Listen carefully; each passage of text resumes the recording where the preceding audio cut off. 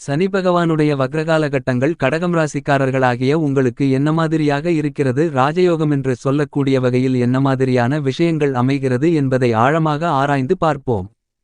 குருபகவானுடைய பெயர்ச்சி என்பது எந்த அளவுக்கு முக்கியமோ, சனிபகவானுடைய பெயர்ச்சி என்பது எந்த அளவிற்கு முக்கியமோ அந்த அளவுக்கு சனிபகவானுடைய வக்ரகாலம் என்பது மிக மிக முக்கியமானதாகும். ஏனெனில் இது சாதாரணமாக ஒரு வாரம் ஒரு மாதம் இருக்கக்கூடிய காலங்கள் இல்லை. கிட்டத்தட்ட 4½ மாத காலங்கள். அதாவது 2024 ஜூன் மாதம் 29ஆம் தேதியிலிருந்து நவம்பர் மாதம் 15ஆம் தேதி வரையிலானது. இந்த 4½ மாதங்களென்பது சற்று அதிக அளவிலான காலகட்டமென்பதால் இந்த வக்ரகாலகட்டத்தில் சனிபகவான் ஏற்படுத்திக் கொடுக்கக்கூடிய மாறுதல்களையும் முன்னேற்றங்களையும் நன்றாக தெரிந்து கொள்வது சிறப்பு. நிறைய பேர் சனிபகவான் மற்றும் சனிபகவானின் பெயர்ச்சி என்றாலே அலறுவார்கள். சனிபகவானுடைய வக்ரகாலம் என்றால் அதைவிட அதிக அளவில் பயப்படுவார்கள். என்ன செய்வாரோ ஏது செய்வாரோ தெரியலையே என்பது போல அச்சம் ஏற்படும். இந்த சனி வக்ரகாலகட்டத்தில் பூரட்டாதி நட்சத்திரத்தில் இருக்கக்கூடிய சனி சதயம் நட்சத்திரத்திற்குள் செல்கிறார். அக்டோபர் மாதம் 5ஆம் தேதி அவிட்டம் நட்சத்திரத்திற்குள் செல்கிறார். அதன் பிறகு அவர் பழையபடி நேர்கதிக்கு வருகிறார்.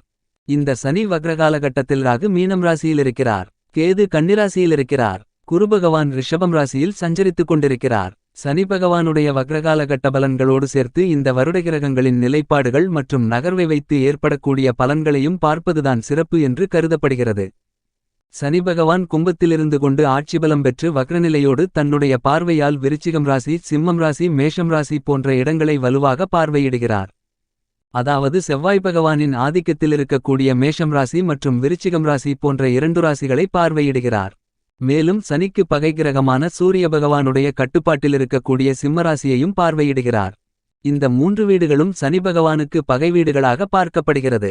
விருச்சிகம், சிம்மம், மேஷம் போன்ற ராசிகள் சனிக்கு பகைராசிகளாக கருதப்படுகிறது. இந்த வக்ரகாலகட்டத்தில் சனி பகவான் தனக்கு பகை வீடுகளான இந்த 3 வீடுகளையும் பார்க்கிறார். இந்த வக்ரசனி காலகட்டத்தில் சனி பகவானுடைய பார்வைகளுக்கும் தனி பலம் இருக்கிறது. இவற்றையெல்லாம் ஆராய்ச்சி செய்து பார்க்கின்றபோது இந்த 4½ மாத காலகட்டங்களில் உங்களுக்கு எப்படி இருக்குமென்று இன்னும் சற்று ஆழமாக பார்ப்போம். கடகம் ராசிக்காரர்களாகிய நீங்கள் இதுவரையில் இருப்பதற்கு இடமில்லை, உண்பதற்கு உணவு இல்லை, உடுக்க உடை இல்லை, உயிர் பிழைப்பதற்கே உத்திரவாதம் இல்லை என்ற அளவிற்கு கஷ்டப்பட்டு கொண்டிருந்திருப்பீர்கள். ஆனால் இந்த சனிவக்ரகாலம் என்பது இதுவரையில் படாதபாடுபட்டு கொண்டிருந்த உங்களுக்கு ஒரு விடுதலை கிடைக்கக்கூடிய காலகட்டமாக அமைகிறது. உங்களுடைய வாழ்க்கை அப்படியே தலைகீழாக மாறுவதற்கான யோகங்கள் இந்த சனி வக்ரகாலகட்டத்தில் கிடைக்கிறது. சனி பகவான் கடந்த சுமார் 1 வருட காலங்களாக உங்களுடைய ராசிக்கு 8ஆம் இடமான அஷ்டமஸ்தானத்திற்குள் சஞ்சரித்துக் கொண்டிருக்கிறார். அட்டம சனி ஆட்டிப்படைக்கும் என்பது உண்டு. அதாவது 7½ சனியில் சனி பகவான் 2½ வருடங்களாக 3ஆக பிரித்துக் கொள்வார். விரயசனி, ஜென்மசனி, பாதசனி என்று பிரித்துக்கொண்டு நீங்கள் செய்யக்கூடிய கருமாக்களுக்கு தகுந்தவாறு நற்பலன்களையும் நீதிகளையும் வழங்குவார். இந்த 7½ சனி தருணங்களில் 7½ வருடங்களுக்கு சனிபகவான் உருவாக்கி கொடுக்கக்கூடிய அத்தனை கஷ்டங்களையும் மொத்தமாக 2½ வருடகாலங்களில் உங்களுக்கு கொடுத்தால் எப்படியிருக்குமோ அப்படித்தான் அஷ்டமசனி காலகட்டத்திலிருந்திருக்கும். அதாவது சனி 8ஆம் இடத்தில் மறைந்து சஞ்சரிக்கும்போது இவ்வாறான அபரிவிதமான சிரமங்களை அனுபவிக்க வேண்டி இருக்கும். சுமார் கடந்த 1 வருடகாலங்களாக கடகராசிக்காரர்களாகிய நீங்கள் இவ்வாறாகத்தான் அனுபவித்துக் கொண்டிருந்தீர்கள். குருபெயர்ச்சிக்கு முன்னால் குருபகவானும் 10லிருந்து கொண்டு உங்களை படாதபாடுபடுத்தியிருப்பார். சனியும் குருவும் சேர்ந்து கொண்டு உங்களை ஆட்டிப்படைத்திருக்கும். 2 மாதங்களுக்கு முன்னாடி வரையில் மூச்சு கூட விட முடியாத அளவிலிருந்திருப்பீர்கள். கடந்த மே மாதம் 1ஆம் தேதி குரு ராசிக்கு 10லிருந்து 11ஆம் இடத்திற்கு வந்த பிறகு குருவால் நீங்கள் பட்ட கஷ்டங்கள் அனைத்தும் விலகியிருக்கும். 10இல் குரு சஞ்சரிக்கும்போது பதவி நாசமாகும், அனைத்தும் நாசமாகும் என்பது உண்டு. ஆனால் தற்போது குரு 11ஆம் இடத்தில் சஞ்சரிக்கிறார். எனவே தற்போது அஷ்டமசனியின் கஷ்டங்களிலிருந்து விடுபட்டிருப்பீர்கள். குருபகவான் ரிஷபம் ராசியில் சுக்கிர பகவானின் வீட்டில் அமர்ந்திருக்கிறார். உங்களுடைய ராசிக்கு 11ஆம் இடம். அதாவது அசுர குருவான சுக்கிரனின் வீட்டிற்கு தேவகுரு வந்த பிறகு பணப்புழக்கங்கள் அதிகரித்திருக்கும். என்றாலும் சனி பகவான் வக்ரம் அடையும் வரை குருபகவானால் ஏற்படக்கூடிய அதிக அளவிலான நன்மைகளை சனி தடுத்துக் கொண்டிருந்தார். இந்த மாதிரியான சூழ்நிலைகளில் சனி 8ஆம் இடமான அட்டமஸ்தானத்தில் பயணித்துக் கொண்டிருக்கும்போது வக்ரம் பெறுவதால் கோடான கோடி கும்பிடுகளை போடக்கூடிய அளவில் நல்ல முன்னேற்றங்கள் கிடைக்கும். வக்ரகாலகட்டங்களுக்கு முன்பு சனி அஷ்டமத்தில் இருக்கும்போது அவமானத்தை கொடுத்திருப்பார். நண்பர்கள் துரோகிகளாக மாறி இருப்பார்கள். பிரிவினைகளை கொடுத்திருப்பார். நண்பர்களே உறவினர்களே முதுகில் குத்தக்கூடிய நிலை இருந்திருக்கும். உங்களை பார்த்தும் பார்க்காதது போல் திரும்பி போகக்கூடிய சூழ்நிலைகளிருந்திருக்கும். இப்படிப்பட்ட சூழ்நிலைகள் சனி அஷ்டமத்தில் இருக்கும்போது ஒரே நேரத்தில் துரோகம், குரோதம், விரோதம் எல்லாவற்றையும் கலந்துகட்டி அனுபவித்திருந்திருப்பீர்கள். தற்போது சனிபகவான் வக்ரம் அடைகிறார். அஷ்டமசனி வக்ரமென்பது தொட்டது விட்டது தலைக்கு வந்தது தலப்பாயோடு சென்றது என்று சொல்வது போல் உங்களுக்கு இனி நடக்கக்கூடிய விஷயங்கள் எல்லாம் நல்லதாகவே இருக்கும். இந்த சனி வக்ரகாலகட்டங்களில் சனி ராசிக்கு 8லிருந்து கொண்டு வக்ரம் அடைகிறார். சனி பகவானுடைய பார்வைகள் சிம்மராசியில் உங்களுடைய ராசிக்கு 2ஆம் வீட்டில் விழுகிறது. விருச்சிகம் ராசியில் உங்களுடைய ராசிக்கு 5ஆம் இடத்தில் பதிகிறது. மேஷம் ராசியில் உங்களுடைய ராசிக்கு 10ஆம் வீட்டில் பதிகிறது. சனியின் பார்வையால் ஏதாவது பிரச்சனைகள் இருக்கிறதா என்று கேட்டால் இருக்கும். வக்ர நிலைக்கு முன்பு இருந்திருக்கும், இப்போது இல்லை. ராசிக்கு 2ஆம் இடமான குடும்பஸ்தானத்தை சனி பார்வையிடுவதால் கணவன் மனைவிக்குள்ளிருந்த பிரச்சனைகள் தீரும். வாழ்க்கைத் துணைகளுடைய உடல் ஆரோக்கியம் அபிவிருத்தி அடையும். சனி தன்னுடைய பார்வையால் 10ஆம் இடத்தை பார்வையிடுகிறார். இந்த வக்ரகாலகட்டத்தில் சனி சுபதன்மையோடு பார்ப்பதால் உங்களுடைய தொழில் மற்றும் வியாபாரம் ரீதியான பணிகளில் நல்லபல அதிர்ஷ்ட முன்னேற்றங்கள் வளர்ச்சிகள் ஏற்படும். பணவரவுகள் லாபங்கள் மூலமாக அதிகரிக்கும். பொருளாதார நிலை உயரும். இந்த காலகட்டத்தில் கூட்டுத் தொழில் அமோகமான முன்னேற்றங்களை கொடுக்கும். உங்களுடைய தொழிலில் வியாபாரத்தில் உங்களுடைய சிறுமுயற்சினாலேயே மிகப்பெரிய அளவிலான முன்னேற்றங்களும் வளர்ச்சிகளும் ஏற்படும். மேலும் புதிய முதலீடுகளை இந்த சனிவக்ர காலகட்டத்தில் மேற்கொள்ளலாம். உங்களுடைய ராசிக்கு 10ஆம் இடமான வேலை தொழில் ஜீவனஸ்தானம் கர்மஸ்தானத்தை வக்ரசனி பார்ப்பதால் உங்களுடைய புதிய முயற்சிகளில் அனைத்திலும் மிகப்பெரிய அளவிலான வளர்ச்சிகளும் முன்னேற்றங்களும் ஏற்படும். மேலும் உங்களுடைய ராசிக்கு 5ஆம் இடமான புத்திஸ்தானம் புத்திரஸ்தானம் பஞ்சமஸ்தானத்தில் வக்ரசனியின் பார்வை பதிகிறது என்பது மட்டுமில்லாமல் குருபகவானும் ராசிக்கு 5ஆம் இடத்தை பார்வையிடுகிறார். எனவே இந்த காலகட்டத்தில் உங்களுடைய குழந்தைகளுக்கு படிப்பு ரீதியான எதிர்காலம் ரீதியான பிரச்சனைகள் தீரும். புத்திரஸ்தானம் வலுப்பெறுவதால் குழந்தை பாக்கியம் கிடைக்கும். பூர்வீக சொத்துக்கள் பிரச்சனைகள் தீரும். உங்களுக்கு இருந்து வந்த கோர்ட்டு கேசு வம்பு வழக்குகள் சுமூகமாக தீர்வு காணப்படும். இந்த காலகட்டத்தில் குருபகவான் நற்பலன்களை கொடுக்கக்கூடிய விதத்தில் லாபஸ்தானத்தில் இருக்கிறார்.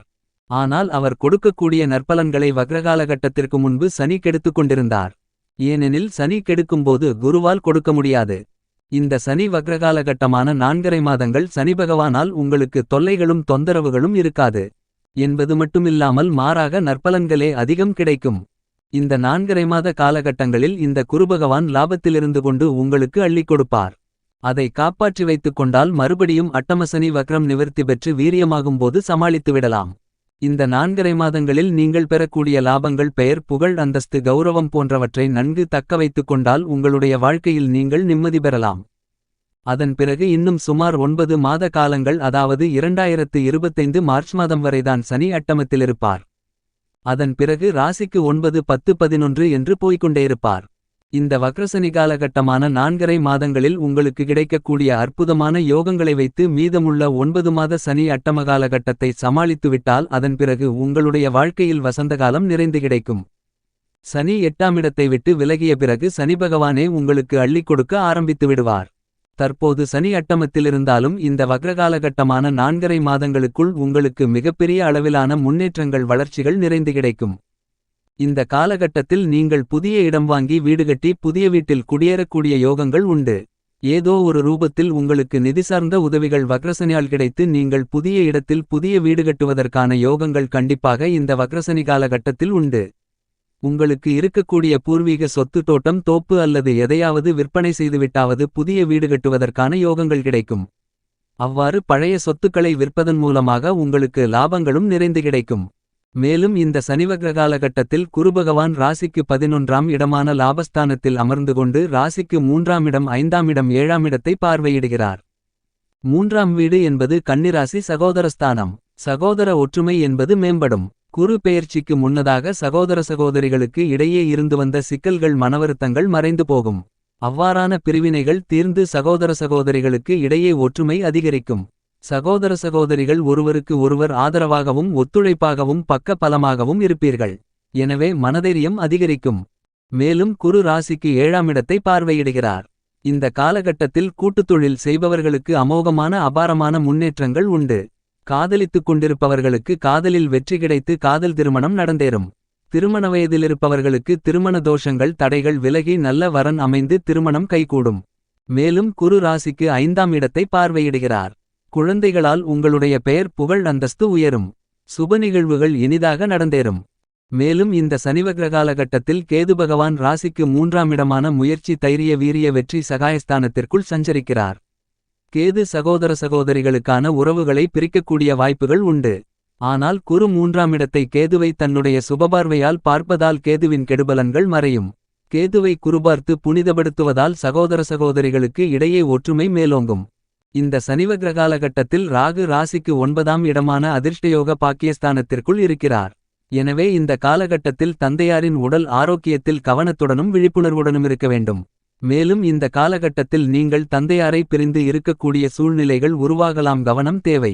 ஆக இந்த சனிவக்ர காலகட்டத்தில் புதிய வீடு கட்டலாம், வண்டிவாகனங்கள் வாங்கலாம், வாழ்க்கைக்கு தேவையான அத்தியாவசியமான எல்லாவற்றையும் அள்ளிக் கொடுக்கக்கூடிய அருமையான காலகட்டமாக இந்த சனிவக்ர காலகட்டம் அமைந்துள்ளது. பரிகாரங்கள்: இந்த காலகட்டத்தில் கூடுமானவரைக்கும் பாவங்களை சேர்க்காமல் புண்ணியங்களை செய்து கொண்டிருப்பது நல்லது. சனிக்கிழமையில் அசைவ உணவுகளை தவிர்த்தல் நல்லது. சனிக்கிழமை காலையில் அனுமன், விநாயகர், பெருமாள் போன்ற தெய்வங்களை வழிபடுவது சிறப்பு. மாலை நேரங்களில் சனிபகவானுக்கு நல்லெண்ணெய் தீபம் ஏற்றி வழிபாடு செய்தல் வேண்டும். இதை செய்துவிட்டு சனிக்கிழமை இயலாதவர்களுக்கு உங்களால் முடிந்த தானங்களை செய்யுங்கள். அன்னதானம் சிறப்பு.